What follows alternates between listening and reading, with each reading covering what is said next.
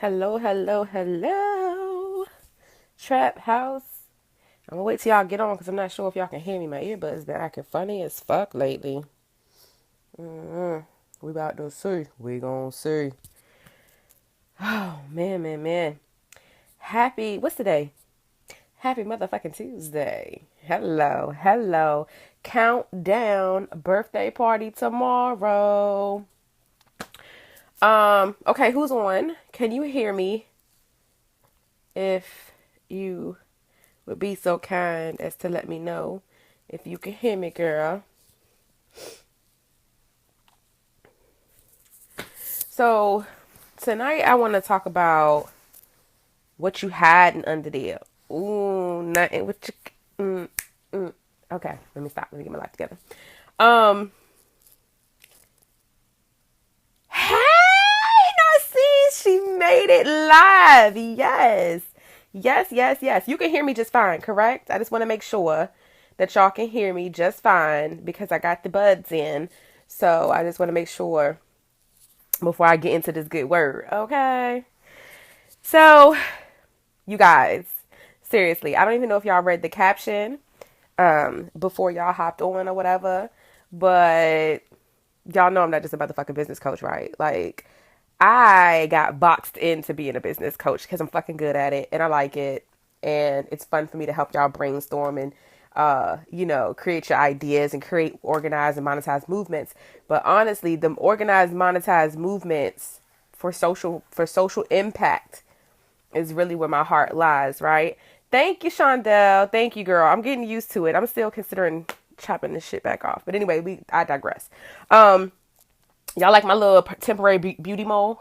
That's what I'm gonna call it. um, so you know, I realize that everybody goes into business for different reasons. Everybody's got their reason, right? So, some of you guys just want, you want time freedom and not just, but some of you guys want time freedom. Some of you guys want financial freedom. Some of you guys, want to be home with your kids. Some of you guys want to make an impact in society. Some of you guys have a passion for a particular thing. So many reasons to be in business, right? Just not wanting to be dependent on an employer and all this good stuff. I can't help it. Damn. I can't help it. I can't help it. But it's a real thing. It's a true thing. I don't think I've ever in my life, and I'm talking about y'all since I was very small. I don't think I have ever done anything that was for the fuck of it. Like everything I've ever done had to have an underlying mission. Even when I was a personal trainer, it was my goal to restructure and rebuild the confidence and the mindset of every woman that had low self-esteem I could get my hands on. So it has always been something much, much more than what my occupation was. It has always been something much, much more than what my label was. And even when I was doing government contracting as doing nuclear engineering and doing design work and stuff like that, when I got into that field, it wasn't because I wanted to draw pictures of ships and shit. It was because I wasn't, I used to have the wish to be in the military and things didn't work out with that. And so that was my way of contributing to the country, right? That was my way of contributing to our defense.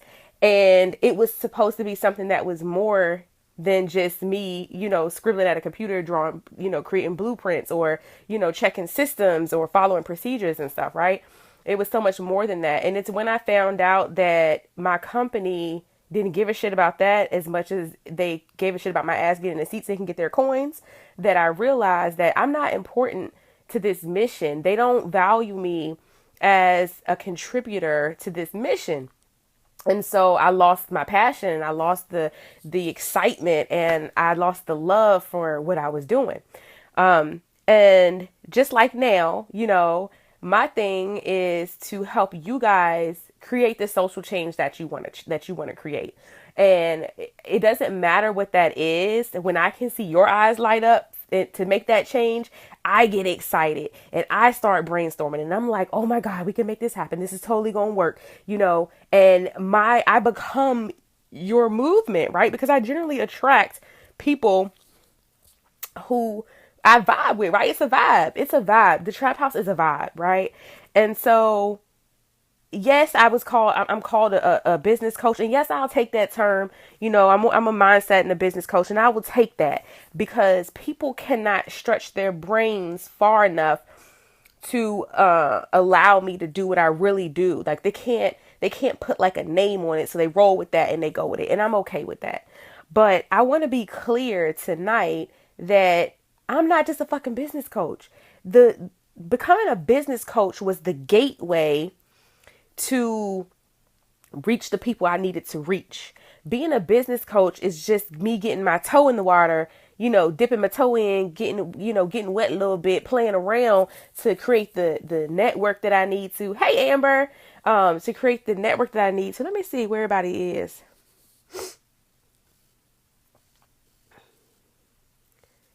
Um, I'm inviting people that's already here. My bad, y'all. I don't mean to do that.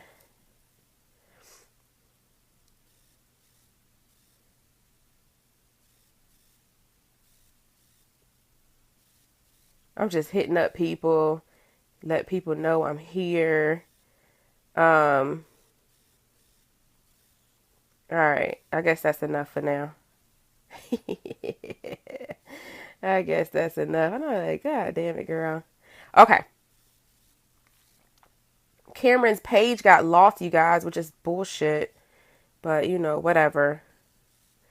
Okay. So, yeah. So, what I'm saying is that exactly you're building your network, Narcisse, and you understand that concept, right? Hey, Sharon. Hey, Alicia. Hey, Juliette. Hey, Alicia. Um, so yeah, so to reach back to the point that I was talking about is, being a business coach, if that's what I have to do in order to get my foot in the door, in order to reach the people I need to reach, in order to build the network that I need to build so that I can make the impact that I originally wanted to make, then that's what I'm going to do, right? So how did what happened, Amber? Tell me. Tell me. Ask me so I can tell you. Hey. Hey y'all, what up Sunday? Hey.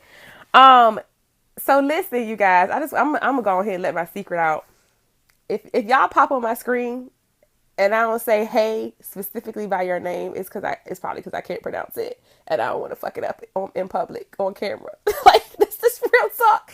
So Swea, Miss Whittington, who's always on my goddamn live, like I never say your name and I feel shitty about it because I don't say it right, and so I don't want to mess up your name. I'm not sure what happened with her page, babe. That shit is crazy though. But like, okay, so what I'm saying is I'm not just a fucking business coach. And if y'all listen to me with any type of intent, with any type of, if I fire y'all asses up even a little bit about making change, and Swea, I said it right? Swea? Yes?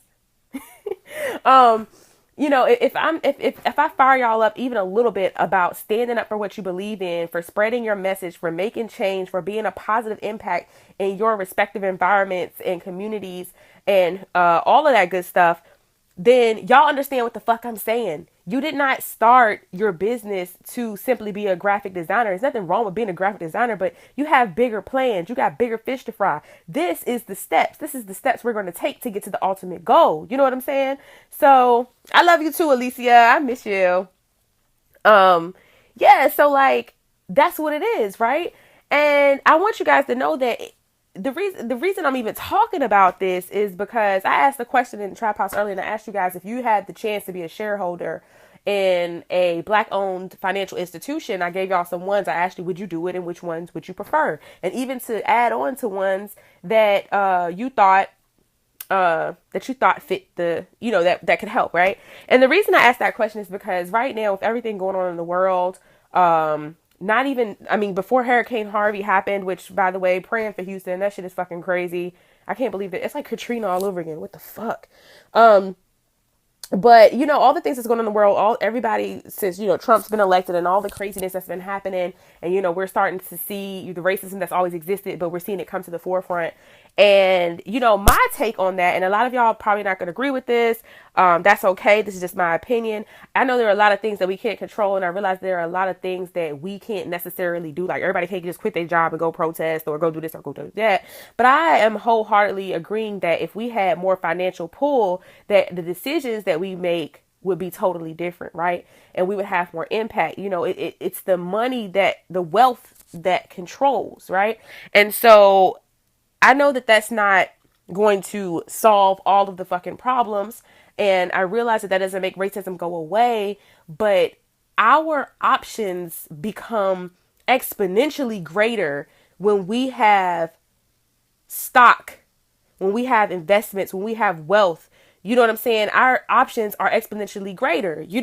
And so something you guys don't know about me is I have actually been studying investments and things like that for several years. I saw how they prey on the poor, with like higher interest rate loans and stuff like that. And it's just really a cycle to just, continue to put you in more debt and stuff, right?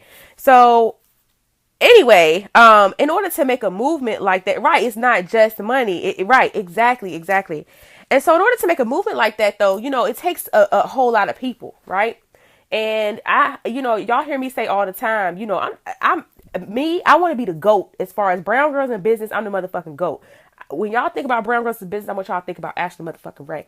And the reason for that is because it's a lot of reasons, actually. A lot of it is based on because, a lot of the women who are in this group, a lot of the people who are drawn to me are people who followed the norms. They followed the rules. They did what they were supposed to do. They were good girls. They were the good girls and held down the family. They're the dependable one, the responsible one, the one everybody that is turning to when a problem happens. They're probably a lot of y'all are the first ones that graduated college, got 401ks, got a real corporate job, all these different things. And we, as a result of that, are not allowed to live in the manner that we really want to. We put a lot of stuff aside so that we can take care of our families on different levels, right? So I don't have any children, so obviously I don't have a family to take care of, but in different ways, I'm that person, right? The responsible one, the one everybody depends on because I always make the right decision, I always make the right choice. So that's the first thing. The second reason that I got into doing what I'm doing is because I don't believe in the fact that you have to sacrifice money and wealth for your love, for your passion. Like, I don't feel like you have to choose either or. I feel like we can absolutely have both, right? We can eat the fucking cake. What's the point of slicing the goddamn cake and I can't fucking eat it? I hate that damn saying, right? And so I feel like that there is a way around this. There is a way to do exactly what you love, to pour into it and to create wealth behind it. The third reason that I am the way I am and this all started is because I feel like we grew up thinking that money is evil. When you ask your parents, and my parents are older, my parents are 65 and 71. And so my dad is the angry black man, real talk, like the real angry black man, the legit stereotypical angry black man. And when I tell him the amount of money that I want to make and what I want to do, he thinks it's unnecessary. He doesn't even understand why I need to have a billionaire gang club. What is the point in that? And I'm like, the more capital that we hold, the more decisions that we have. The more capital that I hold, the more people I can help, the more people I can impact, the more people I can pour into. Okay. When you think of other countries outside the U.S., everybody got their own business, right? And the ones who can't have their own business, who don't have the entrepreneurs, who have the entrepreneurial spirit, but not the resources to create their own business in their respective country, they move somewhere else. A lot of them move here to make that life for themselves. You know what I'm saying? And we're in the land of opportunity, and we're sitting here still living like slaves mentally. Right. And so that's another reason. The other thing is that I feel like you don't have to change who you are to be what you want to be. All right. I don't feel like you have to change who you are. And let me explain that to you. Recently, I had an interview a couple of weeks ago with a guy named Lou Diamond. Lou Diamond is the the podcast host for Thriving Out Loud, and he's a dope ass dude. The podcast is like #2 on iTunes, and I was so excited to be on this podcast. But when I realized the reason that I wanted to be on the podcast was because, oh shit, white people noticing me, I made it. I had to take a step back because I'm like, wait a minute, I'm still mentally enslaved because I mean, I had to check myself. You know what I'm saying? Like all of us still have little bits and pieces of that every now and again are going to flare up that we got to be like, oh shit, let me get this together. Because the fact that I was on the #2 podcast in business was awesome and amazing. Not because it was a white man that was interviewing me. I wouldn't give a fuck if it was a Chinese lady or a black woman or whatever. But my point is this: we are still measuring ourselves up to our counterparts, right? Meaning that we can't just be awesome. We got to be overly amazing and awesome so that we can compare to our counterparts, which is bullshit. And so the thing about it is, you know, when I started building my empire, people warned me so many times about, you know, the way that I talk and the way that I dress and the way that I act. And when I do get dressed up, I'm cute as fuck, right? I got on a little bodycon dress and heels and shit. I got my drink in my cup. I drink Remy. I drink Hennessy. Like, I like hood music. I like trap music. I like to twerk when it's fun around my friends and stuff. And that doesn't make me any less of a businesswoman. That doesn't make me, and that's what I'm saying though. But see, that's what I'm saying, Amber. We are overly amazing and awesome, but we're constantly trying to up the ante and so that we can match, right? Because the standards have never been set by us. The standards have always been set by our counterparts. And so when you have been brainwashed, and I literally mean brainwashed for so many years to think that everything is set on their standards, then it's really hard to shake that shit. It's really, really, really hard to shake that shit, right? And so when people told me don't curse and don't dress this way and don't be like that, let's not mistake my culture for my professionalism, okay? I'm not sacrificing professionalism to live in my culture. That's not what it is. Why can't I be exactly who the fuck I am, you guys? I'm going to share something with y'all real quick that if my mama knew I was sharing with y'all, she would be really upset with me. But my mother is biracial, and, you know, my mom is very fair skinned like I am. She had this real pretty ass hair and stuff, you know. And, you know, she grew up with that light skin bullshit, light skin privilege, you know what I mean? Hey, Tiana, how you doing, boo? Hey, Londia. Hey, who else we got on here? Denini, I think I be saying your name wrong. Denini.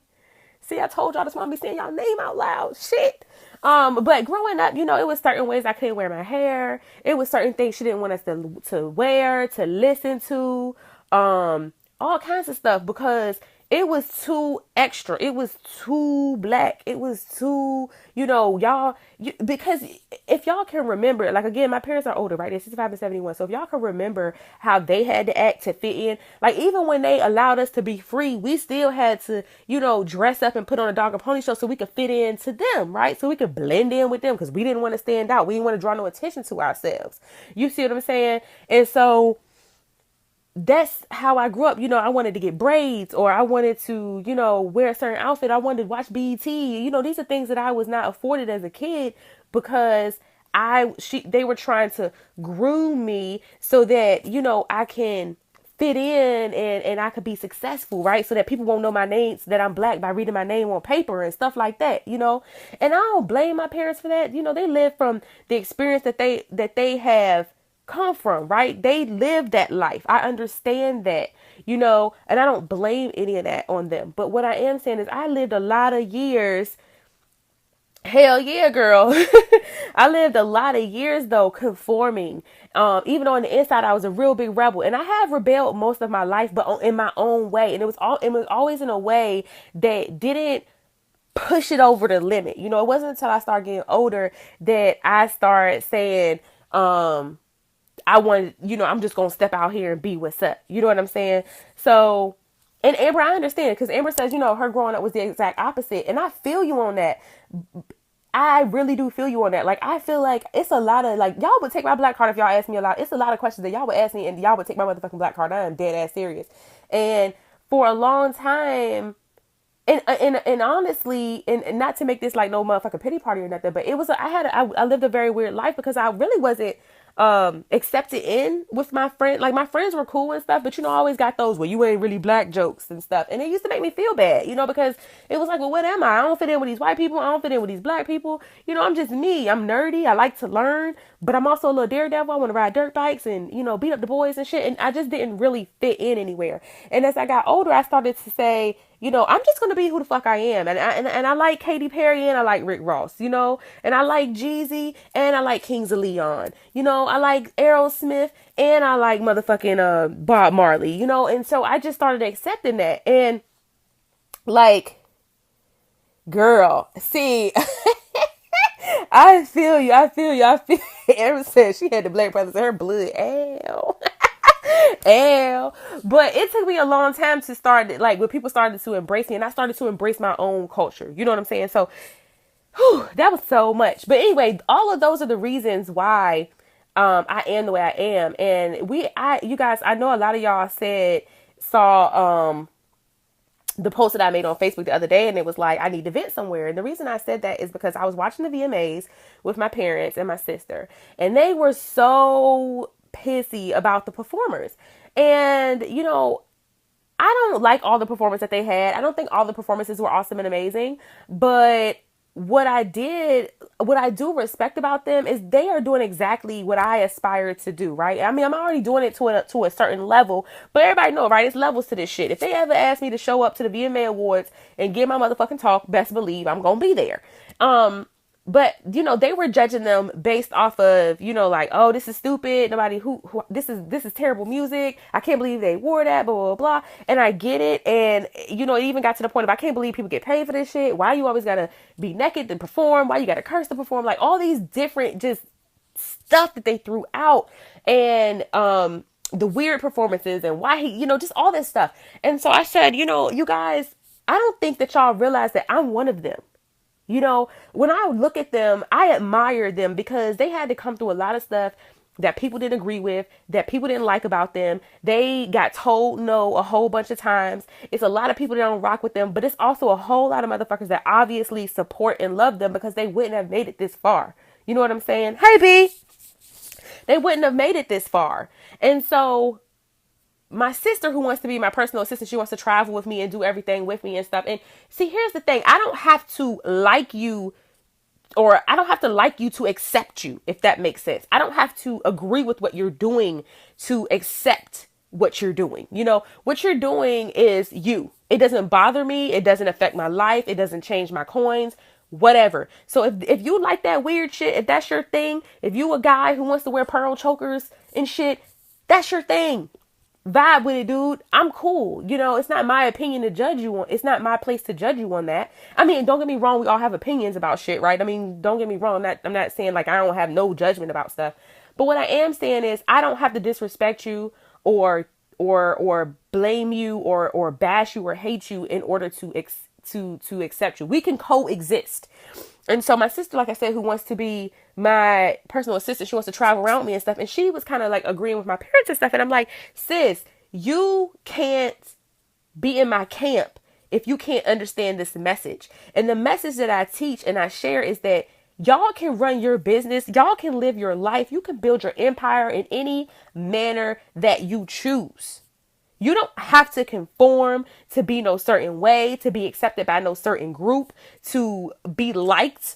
None of that shit. Because each and every one of us, we're all very different, but we're all the same. And what I mean by that is in every part of the world, people want to belong to something. They want to know that they're not the only one out here. They want to know that somebody understands it, that they're relevant, that somebody sees them, that somebody gets them, that somebody understands them. And that is why I believe, especially with the way that technology is set up, it's such a wonderful thing because you can find your soulmate friend, soulmate biz bestie, soulmate, spouse, whatever, your soulmate tribe, your soulmate clients, your soulmate girls tribe, anywhere in the world.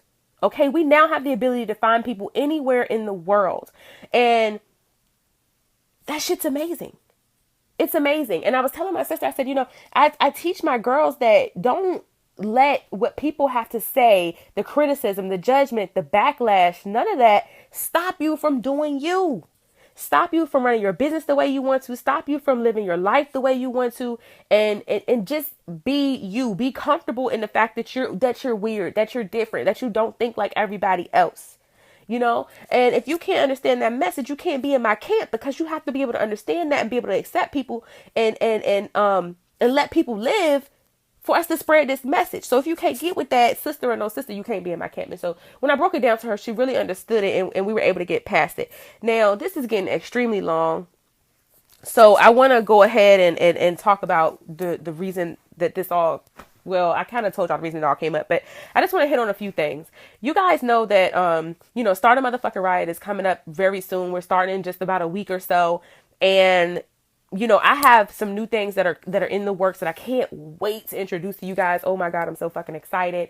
But I want to know what's in you guys. Y'all are not just branding strategists and marketing gurus and manifestation coaches and graphic designers and hairstylists and all. Y'all are not just those things. Y'all all have a message inside of you. Now, it's up to you to decide if you want to be bold and stand in your message and share that with the world, right? It's up to you to decide to do that. It's a bold move. It's a lot of responsibility. It's work, and sometimes it's rejection, and sometimes it's just, it can be disappointing and disheartening, but that's okay, because when your message is so strong that everybody's got to hear it, and they got to hear it, you continue on, you push on, but you do it with the tribe of your people. Okay. You do it with the tribe of your people. So here is the thing. When you think about movements, right? Any movement, they don't have to be a large group of people. You just have to have enough people that believe in the vision, that understand the message, that get you, and that want to spread this message. Okay. That's all you truly need. All right. And when you think about movements like, women rights movements from, when we first actually started, being treated like fucking human beings, or, a movement like such as mental health, or we can go real far back. We had Black Wall Street, and Black people were really taking their finances in their own hands. Or even we can come more recent with the Black Lives Matters movement, or more feminist, like body positive and sex positive movements, and Black girls, even Black girls run, or Black girls rock. All these different ones. When you think about it, what you do with the movement is up to you. Now, the social impact, the change, the positive impact is number one, but you can choose to turn that into something that goes global. Okay, that not only goes global and get the message to everyone, but it allows you and affords you to live a lifestyle business that you can go around the world, spreading your message, changing lives for the better, and then also bringing up your people with you, right? So I want to go over a couple of concepts when you're building your business and your lifestyle and your movement that will be going way more in depth and Start a Motherfucking Riot. But I wanted to talk to you guys about this because a lot of people, you get it or you don't, right? You get a lot of people and you watch me say, how did they get that many people to agree with them or do that thing? Or, here's the thing. When you want to change society, it's a whole lot fucking easier if you have influence, okay? If you're just one person that just decides to stand out today and you're going to change the fucking world, that's great, but good luck with that. You need people. You need more people, okay? In the words of Jay-Z, you need more people. You can't reach everybody. And not only can you not reach everybody doesn't know you. So the more people that you've impacted that help you carry and share your message, the more social cred you have, the more people who can impact people. And the thing is, just even though we all have a common denominator, we all have a common bond, and we all believe in the same thing, all of our personalities are different. Our life experiences are different. We have lots of different facets in each of these different people that can relate to other people. Okay. And I hope that doesn't sound like I'm rambling. I hope that makes sense. Right. So the thing about it, when you're trying to do this, before you decide to make the global change, the big movement, the huge impact, what you really want to do is get your influence up first. I'm telling you guys, it's so easy. I remember doing a live one time and I was telling you guys, I was like, honestly, if you got the right tribe, the right gang, the right squad, I mean, you literally can be like, oh guys, I got magic unicorn water. I'm going to sell this shit for $12 a bottle, and people will fucking buy it. Even if it ain't your tribe, they will tell people to come buy your fucking unicorn water. Like, that's just how it rolls, right? Now, obviously you don't want to be fucking with people's integrity and trust, because that's how you lose people.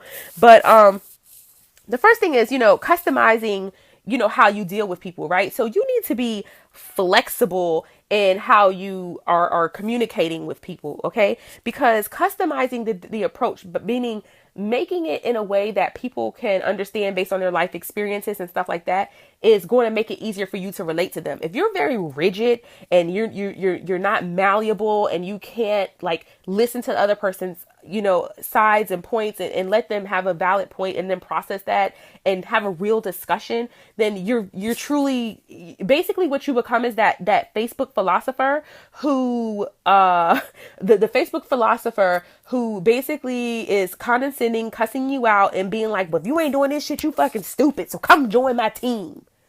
And it's like, bitch, fuck you. Like, I don't want to hang with you. Like, you're whack. I mean, you can't be cussing at me out and fussing at me and then want me to do something for you, with you, or any of that shit. Or the people who is like, y'all sitting here doing all this and that when you could be trying to build your business and da da da da da da. You need to be an entrepreneur. Da da da da. Some people like working their goddamn 9 to 5, but that don't mean that they can't be a impactful, valuable asset to your movement, to your business in another way. Like, stop treating people like that. So when I say customize the approach, that's what I mean by that. Okay. And then we're talking about controlling the vision and not the process. When you're the person who you're going to be you're the influencer, you're the leader, and that's your business, your movement, right? And it's funny because I feel like people get funny when feel some type of way when I say movement is their business. My movement is my lifestyle business.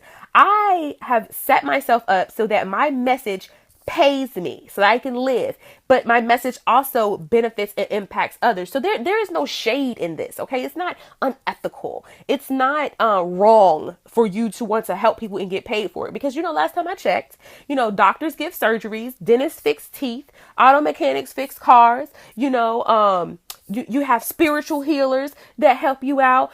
Churches, people get paid for what they do. Otherwise, they can't survive and continue to help more people, right? So this is not a wrong thing. But I want you to think about, controlling the vision and not the process. And what I mean by that is you're a visionary as the leader of your tribe, as the people that you are taking with you, the mission that you're carrying out. You're the visionary, right? So you tell them what you need to get accomplished, and the process is no longer your problem. That is what everybody else is going to be doing, right? So you have to learn to kind of like control the vision, but let go of control a little bit. And I know it's a really hard thing, but when you start thinking in the act like and when you start to be the one for all for one, and you really understand that, because if you're doing a movement, if you're truly doing it from the goodness of your heart, if you're truly spreading a message to help other people, you realize it's not about you anyway. It's about getting these other people straight. When I think about the things that I've been through, the stuff I've endured through my business before I started my business, my different life experiences, like I done been through a lot of fucked up shit, and it's a lot of times that I could have easily quit it and it would have been way easier for me to just do something else. But I'm like, no. This thing really, really fucking sucked. But look at the message. Look at the lesson that I can share with my folks. Look at the thing that I can teach them that they can duck and dodge at a later time so that they don't have to ever go through this. I'm going through the fire right now so that they don't have to go through the same fire. Right. And so all for one, one for all. So meaning that when you got this vision and you see how it can affect other people and you're letting them know what you need done, let them do what they're doing. Okay. Because they're creating that culture for you. All right. Help them help you. Make it easy for people to help you. Don't be so stringent and restrictive that, you are making it hard for people to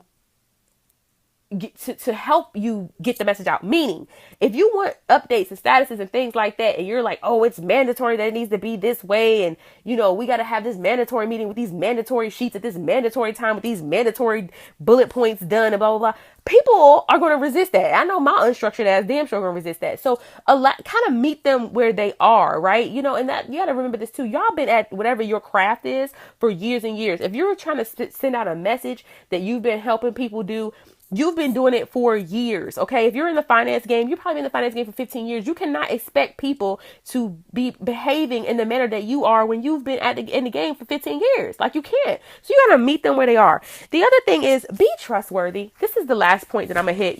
Be trustworthy.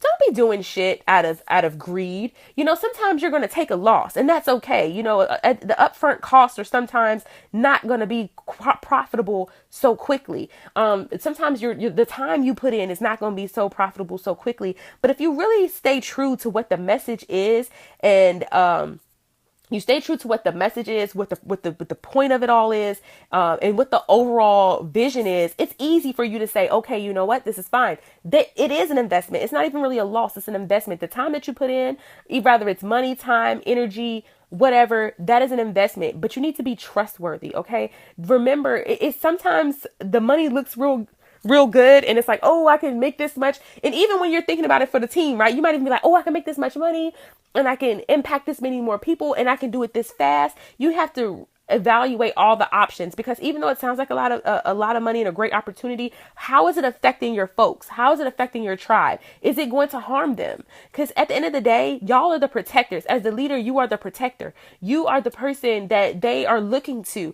Even though you're not necessarily standing up on a soapbox like, hear ye, I'm the motherfucking king, they still look to you. They still trust you. They still believe in you. And so you have to always be looking out for the betterment, for the good, and for the wellness of your tribe. You know what I'm saying? So you have to always keep that part in check. How do I get them to understand this? Well, there's a whole process to that, and it's different layers, and I actually have it all mapped out in Start a Motherfucking Riot. Like, it's steps to it. So I teach it from the very beginning so that you can start from a little nucleus and having, one or two people who believe in you and believe in the message and the mission, who are ready to carry it out, right? Like the street soldiers, right? You got street soldiers. I call them the street team, and that spreads it along. And so it's not just one thing that helps you get them to understand it. It's really a multitude of things.